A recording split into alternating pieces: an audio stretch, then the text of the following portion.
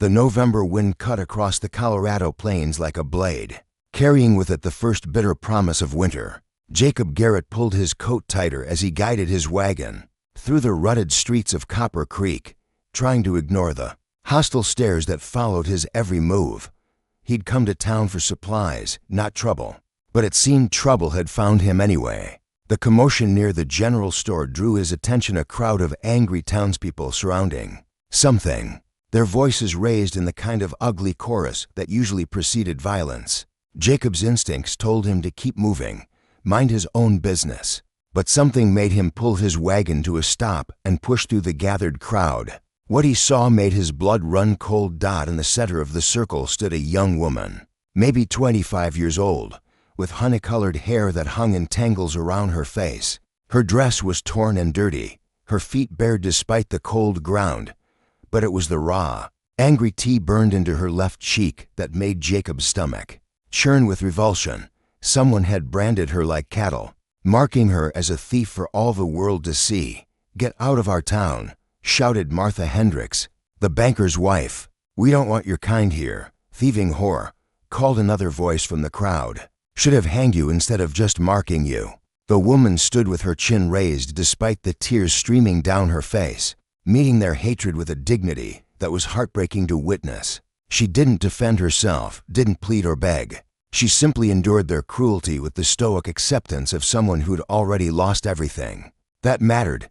"Please," she said quietly, her voice barely audible over the angry shouts. "I just need some food. I have money." "We don't want your dirty money," spat the storekeeper, a portly man named Garrison. "Take your thieving ways somewhere else." Jacob felt rage building in his chest. Whatever this woman had done or been accused of doing, no human being deserved to be treated like an animal.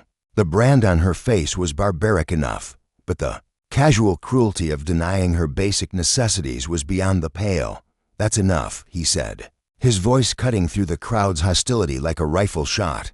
The townspeople turned toward him with surprise and growing anger. Jacob Garrett was known throughout the territory as a man who kept to himself, running his cattle ranch 20 miles outside town with minimal interaction with others. His sudden intervention in their collective punishment was unexpected and unwelcome. "This ain't your concern, Garrett," warned Sheriff Morrison, a thin man with cold eyes and a reputation for bending justice to suit the highest bidder. "This here's a convicted thief. Got what she deserved." "What I see," Jacob replied calmly, "is a woman being denied the basic right to purchase supplies with her own money. Last I checked, being branded didn't make someone less than human." "You don't know what she done," Morrison shot back. "Stole from the Whitman family, took jewelry and cash while they slept, left them with nothing. Lucky she didn't get worse than branding." Jacob looked at the woman again, studying her face more carefully. There was something about her that didn't fit the picture Morrison painted. Her hands were calloused but clean. Her posture spoke of good breeding despite her current circumstances, and her eyes held pain, but not the shifty calculation he'd expect from a career thief. "What's your name?" he asked her directly. The woman hesitated, as if even that simple question carried danger. "Rose," she said finally, "Rose Campbell." "Well, Miss Campbell," Jacob said, his voice carrying across the suddenly quiet crowd, "I'm Jacob Garrett. I need help at my ranch cooking, cleaning, general housework. You interested in honest work?" The crowd erupted in angry protests, but Jacob ignored them, keeping his eyes fixed on Rose's face. He saw hope flicker there, quickly suppressed by what looked like bitter experience. "You don't understand," she said quietly. "I'm marked, branded. No decent person would hire someone like me. I'm not most people," Jacob replied simply. "And I judge folks by their actions, not by scars other people put on them. You want the job or not?" Before Rose could answer, Sheriff Morrison stepped forward, his hand resting on his gun. "Now see here, Garrett, you can't just waltz into town and interfere with proper justice. This woman's a criminal. This woman served her sentence." "According to your own words," Jacob replied, meeting the sheriff's glare without flinching. "Unless there's a law against hiring domestic help, I don't see how this concerns you." The standoff stretched taut between them. the crowd watching with the hungry anticipation of people hoping for violence. Jacob was unarmed, except for the rifle in his wagon, but he'd faced down worse odds during his years as a cavalry scout. Morrison was clearly weighing whether pushing the confrontation was worth the potential consequences. Finally, the sheriff stepped back with obvious reluctance. "Your funeral, Garrett. But don't come crying to us when she robs you blind and disappears." In the night, Jacob turned back to Rose, who was staring at him with a mixture of disbelief and desperate hope. "Decision's yours, Miss Campbell, but my offer stands." "Why?" she whispered, echoing the question written on every face in the crowd. "You don't know me. You don't know what I've done." Jacob considered how to explain the complex mix of emotions driving his offer. Partly, it was simple human decency, the inability to stand by while someone suffered needlessly. Partly, it was recognition of something in her bearing that spoke of strength under terrible circumstances. But mostly it was intuition, the same instinct that had kept him alive through 3 years of Indian wars and countless dangerous situations. "Because everyone deserves a second chance," he said finally, "and because my house could use a woman's touch." The crowd began to disperse with obvious disappointment at being denied their entertainment as the townspeople drifted away, muttering among themselves about Jacob's foolishness. Rose stood alone in the street, still staring at him as if he might disappear like a mirage. "I don't have anything," she said quietly. "No clothes except what I'm wearing. No possessions. They took everything when they—" She touched the brand on her face unconsciously. "We'll stop at the store first," Jacob said, climbing down from his wagon. "Get you some decent clothes and boots. Can't have you working in bare feet." As they approached the general store, Garrison stepped out with a scowl. "I already told you, I won't serve her kind." Jacob pulled out his money roll, thick with bills from his recent cattle sale. "Then you'll serve me. I need women's clothing, boots, and basic necessities.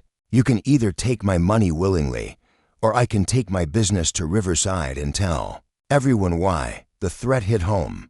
Jacob's purchases represented a significant portion of Garrison's income, especially with winter coming on.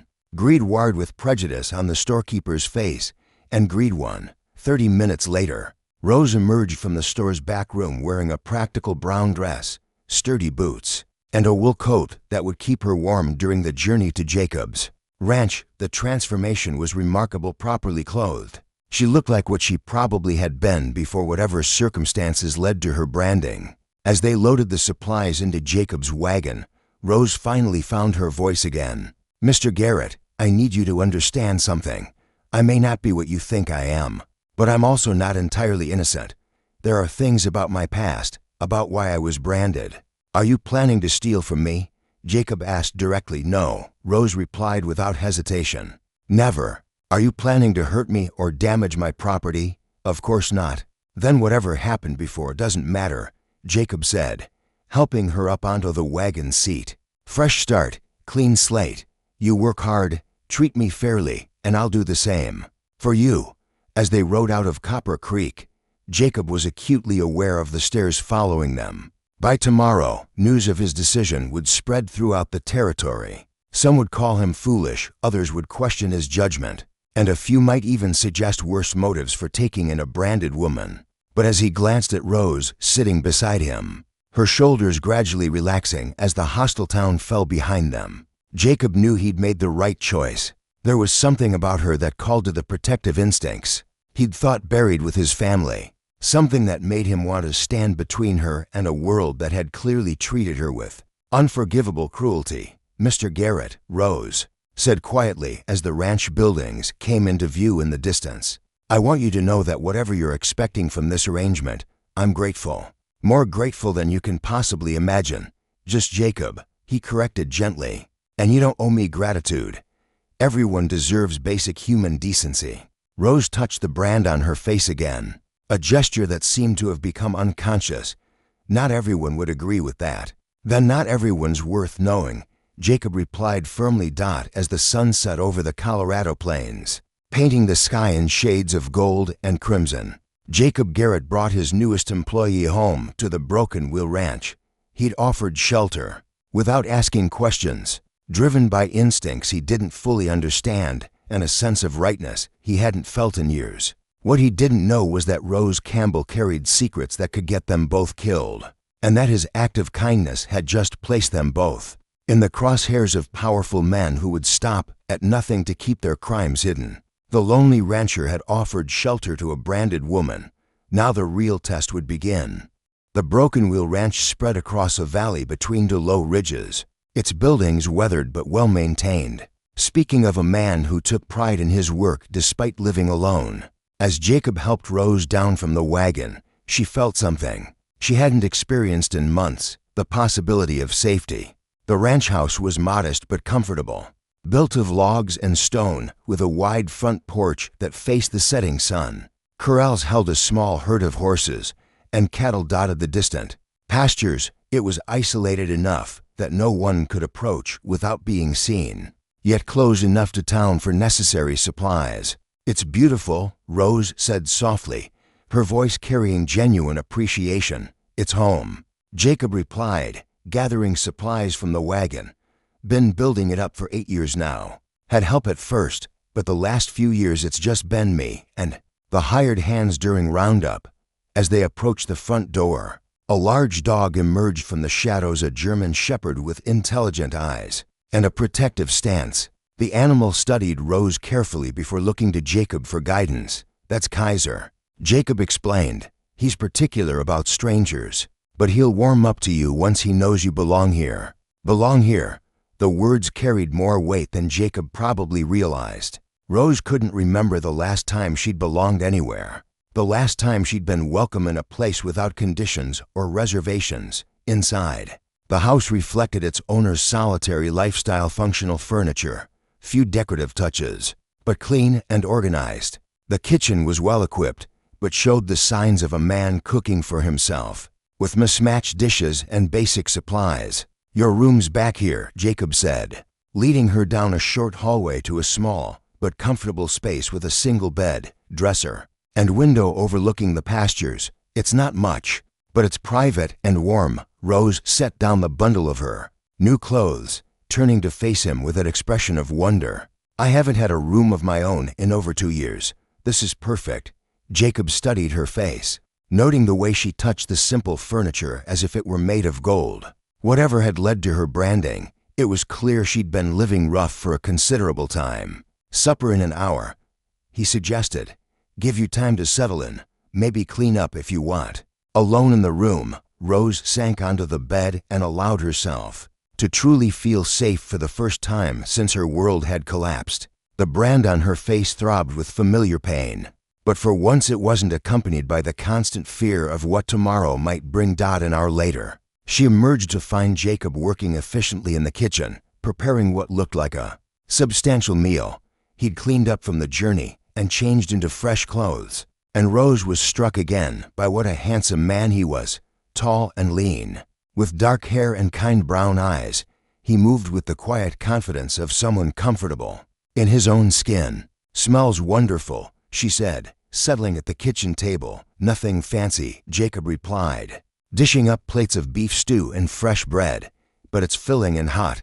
As they ate, Rose found herself studying her host more carefully. There was sadness in his eyes, carefully hidden, but unmistakable to someone who'd experienced her own share of loss. The house, too, showed signs of having once been shared: a rocking chair by the fireplace that was clearly meant for a woman, photographs turned face down on the mantel.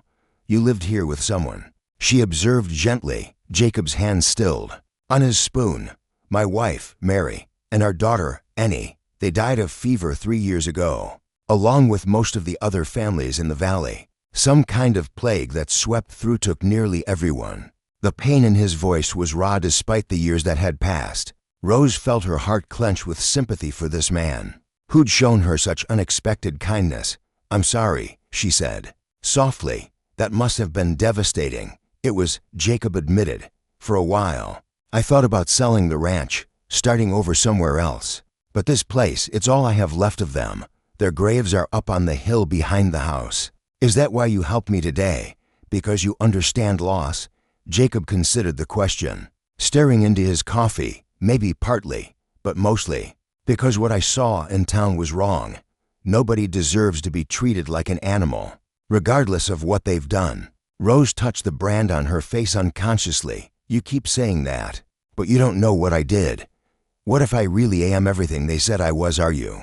Jacob asked directly. Rose was quiet for a long moment, wrestling with how much truth she could safely share. Finally, she looked up at him with eyes that held both pain and determination. I was accused of stealing from the Whitman family in Denver, she said carefully. Jewelry and money worth about $3,000. But Jacob, I didn't steal anything. I was their governess, trusted with their children's care. I would never have betrayed that trust. Jacob's expression didn't change. Then why were you branded? Because I saw something I wasn't supposed to see, Rose replied, her voice dropping to barely above a whisper. And because it was easier to destroy my credibility than to face the consequences of the truth. What did you see? Rose hesitated, knowing that sharing the full truth could put Jacob in danger. But something about his steady presence, his quiet strength, made her want to trust him with secrets she'd carried alone for too long. Richard Whitman wasn't just a successful businessman. She began slowly. He was involved with a group of men who were running guns to hostile Indian tribes. I walked in on a meeting I wasn't supposed to witness. Heard them planning attacks on settlements to drive up demand for weapons. Jacob felt his blood run cold. Gun running to hostile tribes was about as serious a crime as existed on the frontier, punishable by death if proven. It also explained why someone would go to such lengths to discredit a potential witness. You tried to report what you'd heard. I went to the territorial marshal's office in Denver. Rose confirmed. But Whitman had connections, influence, before I could even make my formal statement. I was arrested on charges of theft. The trial was a mockery. They produced witnesses who swore they'd seen me take the jewelry, evidence that was obviously planted. And the brand, Rose's hand went to her cheek again, her voice becoming bitter. Judge Hawkins said it was a merciful alternative to hanging, branded me as a thief and ordered me out of Colorado territory within 48 hours. Said if I was ever seen in Denver again, I'd be shot on sight. Jacob felt rage building in his chest. The corruption Rose described was bad enough, but the sheer cruelty of destroying an innocent woman to protect guilty men was beyond contempt. That was over a year ago, Rose continued. I've been drifting ever since, trying to find work, trying to survive. But the brand, it follows me everywhere. No one wants to hire a marked thief, no matter how good my references might have been. What about your family? Friends who might have helped? Dead, Rose said simply. My parents died when I was 16. I worked as a governess to support myself, moved from family to family. The Whitmans were just another position, or so I thought. Jacob studied her face in the lamplight, seeing not just the physical scar, but the deeper wounds left by betrayal and injustice. Everything about her story rang true. The details were too specific, too painful to be fabricated. More importantly, his instincts, honed by years of reading people in dangerous situations, told him she was telling the truth. You believe me, Rose said, reading his expression. It wasn't a question. I do, Jacob replied without hesitation. Which means you're in more danger than just carrying a thief's brand. If these men are still active, still running guns, they'll kill me if they find me. Rose finished. I know that. It's why I keep moving, why I never stay anywhere long. But Jacob, by helping me, by bringing me here, you've put yourself at risk too. Let me worry about that, Jacob said firmly. You said yourself this happened over a year ago. Maybe they think you're dead, or far enough away not to matter anymore. Maybe. Rose agreed, though her tone suggested she didn't believe it. But these aren't ordinary criminals. They have resources, connections. If they want me found, then we'll deal with that when it happens, Jacob said, reaching across the table to cover her hand with his. Right now, you're safe. You have a job, a place to stay, and someone who believes in your innocence. That's what matters. Rose felt tears start in her eyes at the simple kindness of his touch. After months of being treated like a pariah, having someone offer basic human compassion was almost overwhelming. Why, she whispered. Why are you willing to risk so much for someone you just met? Jacob was quiet for a long moment, considering. How to explain the complex emotions driving his actions? Partly, it was justice, the need to stand against corruption and cruelty. Partly, it was recognition of a kindred spirit, someone who'd lost everything and was fighting to rebuild. But if he was honest, there was something else, something he'd thought died with Mary and Annie. Because, he said finally, for the first time in 3 years, I feel like I have something worth protecting again. And because you deserve better than the hand you've been dealt. Rose squeezed his hand gently, understanding passing between them without need for words. They were both damaged people, both carrying scars from their past, but perhaps together they could find something resembling healing. Thank you, she said softly, for believing me, for giving me a chance. I promise you won't regret it. I know I won't, Jacob replied with a slight smile. Now, why don't you get some rest? Tomorrow we'll start figuring out how to make this arrangement work long term. As Rose retired to her room, Jacob sat alone at the kitchen table, staring into the dying fire and thinking about the choice he'd made. Taking in a branded woman was risky enough, but harboring someone wanted by powerful criminals could get them both killed or still. As he remembered the dignity with which Rose had faced the crowd's hatred, the quiet strength that had carried her through months of persecution, Jacob knew he'd made the right choice. Sometimes the most important battles were fought not with guns and violence, but with simple human decency and the courage to stand up for what was right. The lonely rancher had offered shelter without asking questions. Now he was beginning to understand that sometimes the most valuable things came without warning, and that healing could begin with something as simple as trust. 6 weeks passed peacefully at the Broken Wheel Ranch, and Jacob began to believe that perhaps Rose's past wouldn't follow her to his remote valley. She'd proven herself an invaluable addition to the household, an excellent cook, efficient housekeeper, and surprisingly knowledgeable about ranch operations. More importantly, her presence had brought warmth and life back to a house that had been merely existing, rather than living. Jacob found himself looking forward to their conversations over dinner, the way she laughed at his dry humor, the sight of her hanging laundry on the line while humming old hymns. The brand on her face was healing well, though it would always be visible, and he'd grown so accustomed to it that he barely noticed it anymore. What mattered was the woman beneath the scar, intelligent, kind, and stronger than she knew. But their peaceful interlude came to an abrupt end on a cold December morning, when Kaiser's sharp barking announced unwelcome visitors.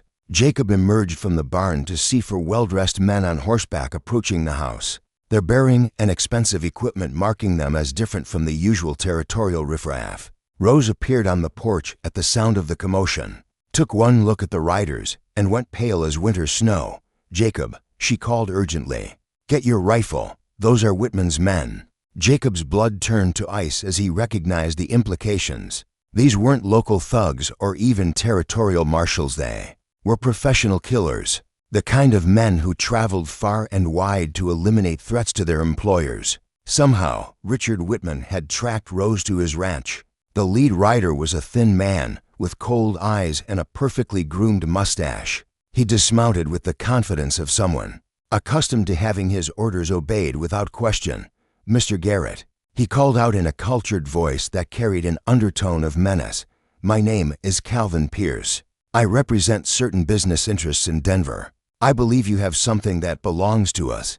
Jacob stepped out into the yard, his rifle held casually but ready. "This is private property, Mr. Pierce. State your business or move on." Pierce smiled, an expression devoid of warmth, direct. "I appreciate that in a man.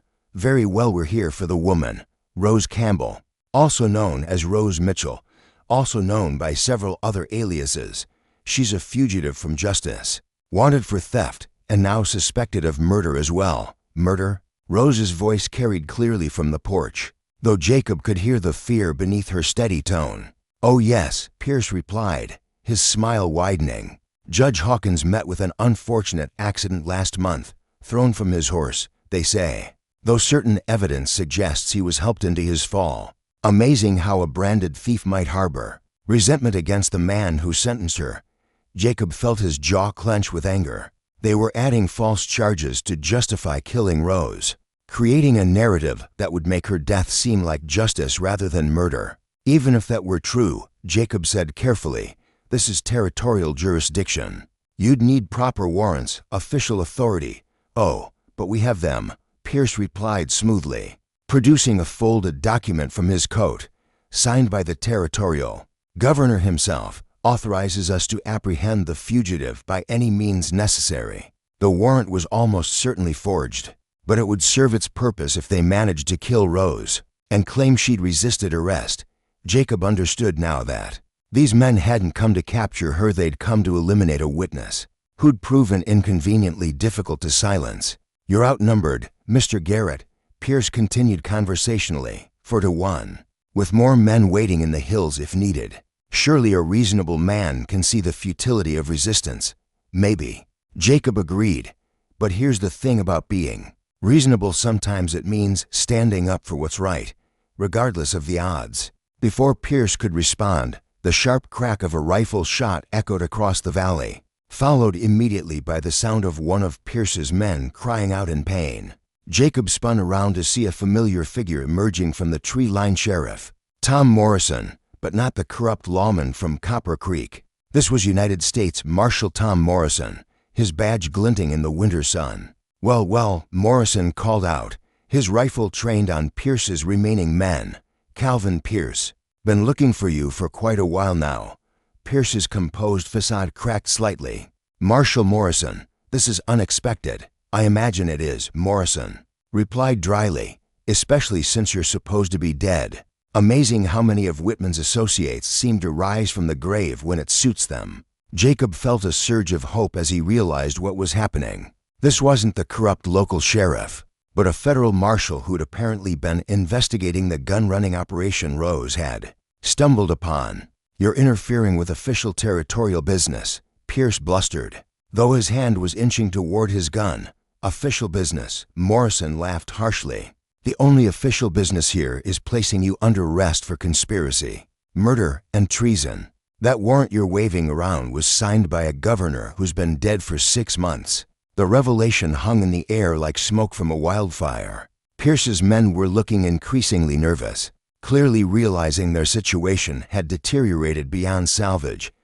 How did you find us here? Pierce demanded. Wasn't hard once I got Rose's letter, Morrison replied, nodding toward the porch where Rose stood with obvious relief written on her face. Seems she finally found someone willing to help her get word to honest law enforcement.